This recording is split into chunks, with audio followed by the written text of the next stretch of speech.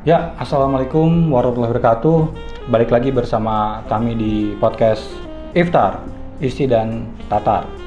Nah, di hari ini udah puasa keberapa ya? Udah puasa keberapa hari ini?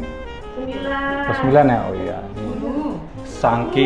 Saking kita terbiasa dengan puasa sampai lupa harinya hari keberapa. Nah, kali ini podcast Iftar kali ini saya Iqbal Fikri akan menghadirkan narasumber dosen kita, guru kita, kaprodi kita. Beliau juga kaprodi PGMI. Beliau adalah Ibu Dina Amelia MM. Boleh tepuk tangannya? Ya, kayaknya masih lapar kayaknya itu. Boleh, Bu Dina, apa kabar Bu? Alhamdulillah, kabar-kabar baik-baik. Gimana bulan puasanya ini Bu? Bulan puasa ini alhamdulillah lancar. Lancar ya. Tapi untuk pertama puasa kita kan dihujan-hujanin ya. Nah, sedangkan sekarang sudah 3 hari ini sangat panas-panasnya ini masih Bang. Iya, Bu. Nah, kebetulan ya prosesnya itu lumayan dibilang kalau untuk panas-panasan seperti ini ya kan. Tapi suasana di kelas kondusif Bu ya, maksudnya tidak ada mahasiswa yang membuat adrenalin berpuasa bertambah jadinya Bu. Oh tidak. Aman Bu ya. Aman. Kalau untuk di kelas-kelas insya Allah aman semua. Oke Bu, kita masuk ke dalam tema pada hari ini. Jadi pada podcast hari ini kita akan coba bahas mengenai perempuan antara pendidikan dan karir. Nah, dari sudut pandang Ibu sendiri Bu, saya ingin tanya dari perspektif Ibu mengenai perempuan. Menurut Ibu sendiri, perempuan ini harus nggak sih Bu untuk mengenyam pendidikan tinggi Bu? Ya, baik. Kalau menurut saya ya, perempuan itu wajib dan harus mengenyam pendidikan memang yang lebih tinggi lagi. Jangan cuma dari dulu kan ada ya statement perempuan gak usah tinggi-tinggi, karena perempuan itu nanti ujung-ujungnya dapur, bener gak sih seperti itu ya kan? Nah, iya. Jadi ini perempuan semua nih, Jadi statement itu sebenarnya salah besar, karena perempuan yang baik itu adalah perempuan yang mengenyam pendidikannya secara tinggi. Karena kenapa? Perempuan itu adalah induk dari semuanya. Tidak ada perempuan maka tidak akan lahir anak-anak kita ya kan. Tidak adanya perempuan maka tidak ada penerus bangsa, benar ya? Benar. Gitu. Jadi perempuan itu wajib dan harus memiliki pendidikan yang lebih tinggi. Jangan cuma puas hanya SMA aja misalnya gitu kan. Apa salahnya perempuan itu bisa mengenyam pendidikan ke S1, S2 bahkan S3. Jadi perempuan itu bisa lebih setara dengan laki-laki. Jangan mau yang namanya kalah dengan laki-laki seperti itu. Berarti kita harus menepis paradigma terdahulu yang berbicara bahwa perempuan nggak usah nih jauh-jauh pendidikannya, nanti ujung-ujungnya ke dapur. Itu harus ditepis Bu ya. Apalagi di lingkungan tanda kutip karena saya juga jadi di itu yang saya pahami gitu Bu. Jadi perempuan nih nggak usah tinggi-tinggi, ujung-ujungnya ke dapur. Berarti paradigma itu yang harus kita tepikan itu Bu ya. Oke. Untuk pendidikan sendiri Bu, dari perspektif Ibu sendiri, perempuan ini baiknya itu mengenyam pendidikan seperti apa sih Bu? Ya apakah porsinya harus seimbang antara pendidikan duniawi dengan pendidikan ilahiyah, tanda kutip agama, atau bagaimana? Ya, kita hidup itu memang harus seimbang Mas Iqbal. Jadi nggak boleh yang namanya kita pendidikan hanya kepada Tuhannya misalnya kan. Tapi kita nggak mau yang namanya berbaur kepada manusia lainnya gitu kan.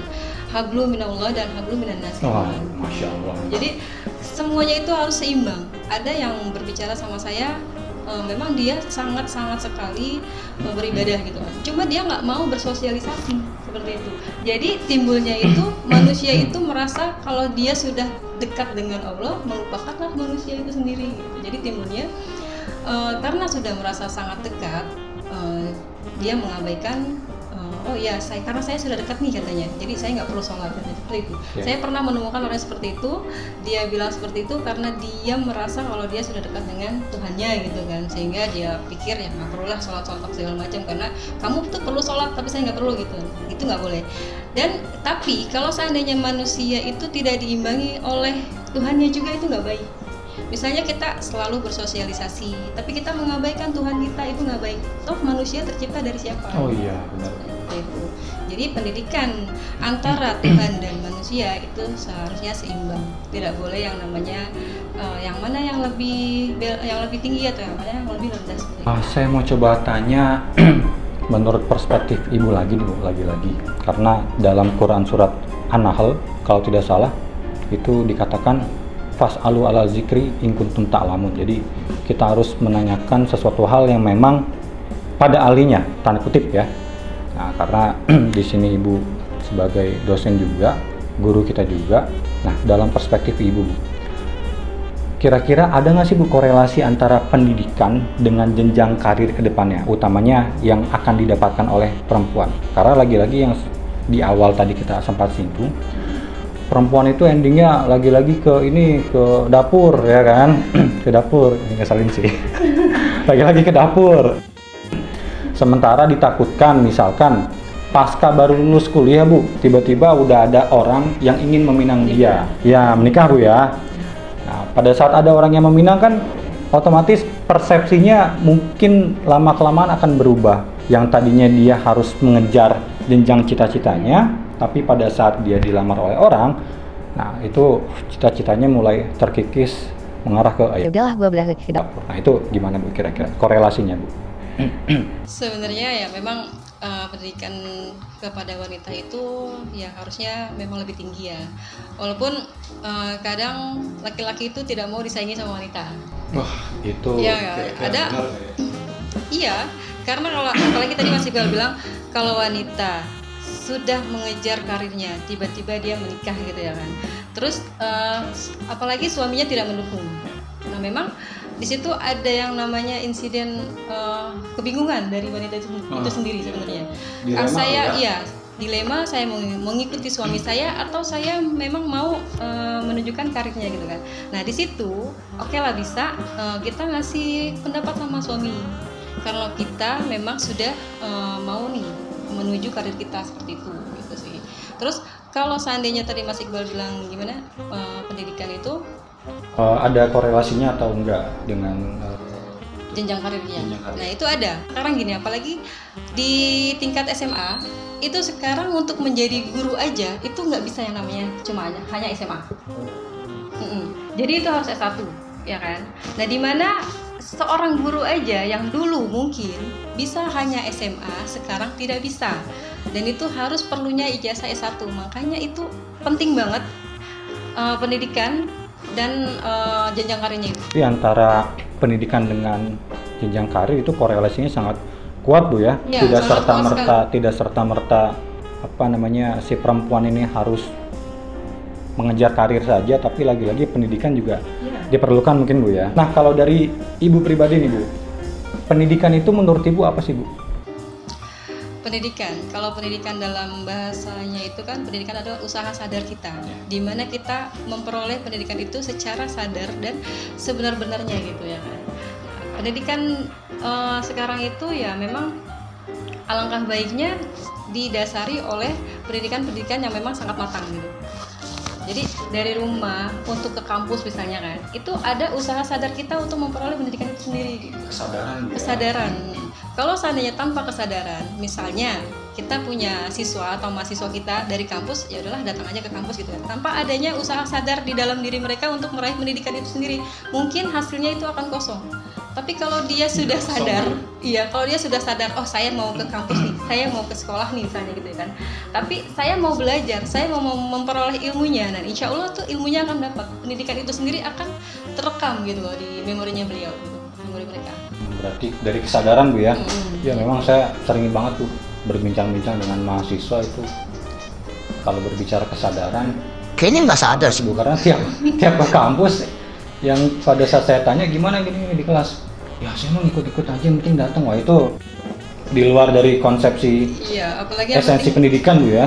Apalagi yang penting dapat ijazah gitu. Ya, yang penting dapat ijazah itu di mahasiswa kampus lain itu ada itu beda. Jadi tidak boleh seperti itu memang Mas Iqbal. Oke, berarti didasari dengan kesadaran Bu ya pendidikan itu. Ngomongin pendidikan, karena Ibu Dina Amalia ini salah satu kaprodi kita, kaprodi program studi pendidikan guru madrasah ibtidaiyah. Nah, kali ini izin Bu, saya mau promo juga Jadi kita STI Bina Madani ini sedang mengadakan promo diskon. Berapa persen, Mbak Tias? Untuk S1 23%. Wah, 23%. Itu 23% dari total berapa? Dari total 2 juta ya, Mbak Tias ya? Jadi 2.500.000, sekarang pendaftaran hanya 1.800.000. Oke, dari 2.500.000 sekarang jadi 1.850.000 ya kan? Itu flat untuk seluruh jenjang prodi ya, Mbak Tias ya? Iya, Ya, pendaftarannya. jadi di kita itu terdiri dari 4 program studi. Untuk kawan-kawan yang belum tahu, kita di sini ada pendidikan agama Islam, lalu juga ada pendidikan guru madrasah ibtidaiyah, nanti bisa ketemu dengan Bu Dina. Lalu juga ada hukum ekonomi syariah atau HES, lalu yang terakhir ada perbankan syariah atau PBS. Nah, seperti yang tadi saya katakan, itu untuk seluruh jenjang prodi harganya sama, dan di kita itu di kampus kita untuk harganya sendiri flat. Jadi mulai dari semester 2 sampai lulus harganya flat, tidak berkurang ataupun tidak bertambah. Jadi untuk harga atau range gitu dengan apa ya, jenjang pendidikan akreditasi yang baik sekali, itu mungkin cukup bagus ya, Mbak Tias ya? Bagus ya? Oke, jadi di sisi lain kita punya juga program studi, bukan program studi, jenjang pasca sarjana ya, pasca sarjana magister. Kita itu ada di Magister Pendidikan Agama Islam PAI. Berapa Mbak Tias potongannya? Potongannya 33%. Oke, selama bulan Ramadan kita ada potongan 33%. Dari total biaya berapa Mbak Tias? Biaya pendaftaran dari 3.500.000. Oke, dari 3.500.000 jadi Maaf, salah, dari 4 juta. oke, dari 4 juta sampai Nah, untuk pendaftarannya hanya 3 juta. oke, lumayan itu ya, dari 4 juta jadi 3 juta ya. Iya. Sudah mendapatkan magister ya dengan Minimal DP hanya 500.000. Oke, minimal DP hanya 500.000 ya, Nah, sudah bisa kuliah Bu ya, ambil magister lagi dengan akreditasi baik sekali. Wah, itu sangat jarang sekali di Kota Tangerang. Jadi untuk kawan-kawan yang misalkan baru lulus SMA, bingung cari kuliah di mana, mau kuliah sambil kerja, di sini juga kita menyediakan kelas variatif. Ada kelas pagi, ada kelas sore, dan juga ada kelas karyawan di hari Sabtu. Dan juga untuk magisternya juga seperti itu, kita menyediakan kelas variatif. Jadi untuk kawan-kawan yang masih bingung, silakan daftar di STI Bina Madani. Oke, mungkin terakhir Bu, saya ingin minta pandangan Ibu, bukan pandangan ya, lebih ke arah saran Ibu untuk generasi muda, khususnya untuk kawan-kawan kita, adik-adik kita yang baru lulus SMA nih tahun ini, ya kan? Karena lulus SMA kalau nggak salah di bulan apa ya? Bulan Juli ya? Juni ya kalau nggak salah. Nah ya, mungkin Ibu bisa memberikan sarannya bagaimana untuk memotivasi mereka agar kiranya Ibu harus lanjut nih ke perguruan tinggi untuk mengenyam pendidikan, khususnya bagi para wanita atau perempuan. Oke, baik. Untuk teman-teman yang memang baru lulus SMA, SMK gitu kan, sebaiknya kita meraih jenjang yang lebih tinggi lagi. Dan kita di sini memang ada 4 prodi ya kan. Untuk 4 prodi ini insya Allah semuanya menuju ke kebaikan gitu. Jadi semangat untuk berjuang, semangat untuk belajar, semangat untuk karir masa depan teman-teman semua. Karena persaingan di luar sana itu amat sangat berat. Kalau kita hanya mengandalkan ijazah yang sudah kita dapat saja dan kita tidak upgrade ke lebih tinggi lagi, itu akan sulit bersaing. Jadi persaingan di luar sana amat sangat kuat, amat sangat sulit. Jika kita tidak sadar akan pendidikan kita yang lebih tinggi lagi, itu mungkin daya saing kita atau keberhasilan kita itu akan berkurang, seperti itu Mas Iqbal. Jadi memang di sisi lain persaingan dunia kerja cukup ketat Bu ya, dan di sisi lain pula memang Persaingan untuk mendapatkan dia juga lebih ketat, makanya harus dengan jenjang pendidikan yang tinggi biasanya. Karena kan Betul sekali. jenjang pendidikan mungkin bisa mengangkat strata dia juga Bu ya, Iya, di betul. ranah masyarakat. Betul sekali. Ya mungkin apa itu tulisannya Pak Pelajaran? sekilas tentang PGMI. Oke. Yuk, sekilas tentang PGMI. Oke, PGMI merupakan salah satu prodi di STI Bina Madani yang memfokuskan untuk memperoleh gelar sarjana SPD dan di tingkat guru MI itu sendiri. Jadi guru PGMI itu mempunyai tujuan lulusan yang terampil menjadi pendidik pada tingkat MI itu sendiri. Jenjang karir dari PGMI itu pertama bisa menjadi kepala sekolah, bisa menjadi entrepreneur pendidikan, terus bisa menjadi praktisi atau peneliti dalam pendidikan itu sendiri. Terus bisa juga menjadi konsultan dalam pendidikan. Jadi nggak semesti misalnya PGMI itu hanya menjadi guru PGMI, itu tidak seperti itu. Jadi peneliti juga, entrepreneur juga, kepala sekolah pun dia bisa dengan mengambil prodi PGMI itu sendiri. Seperti itu. PNS bisa nggak Bu?